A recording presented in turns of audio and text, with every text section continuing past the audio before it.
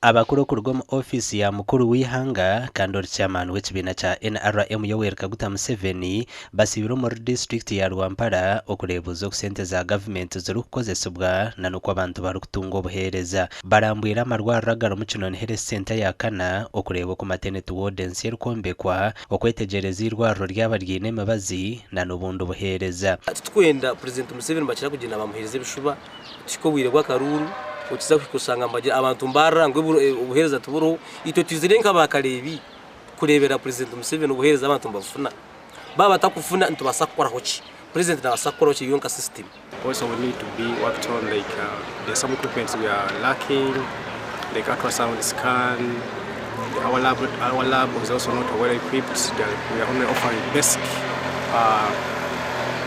investigations. Kureka if you challenges twashanga health center, we shall use our sources of reporting okurebeka ngo ijemba zetu ashanga iyo mushuza icendire kurebeka ngo twamanisa bucyo kwataho okurebeka ngo yisha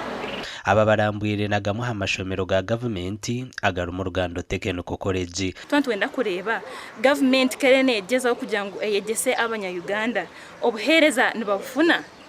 services ke kusindika sente nzikozesebwa zagezo kumbeka kizimbe nk'eki cyayombekwa abazukuru bafuna obwegese so tukiryo omuntu zakwetorora Western yona kandi tuzaguma tureba projects like PDM emyoga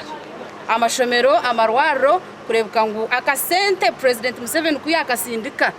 karagara direct ninga kisha direct aha ground level. Abantu bagumiza mu kwetorora za district zone mu Uganda barukurebuza ebintu bya Gavumenti aha bwa TV West ndi Elias Rutugusa.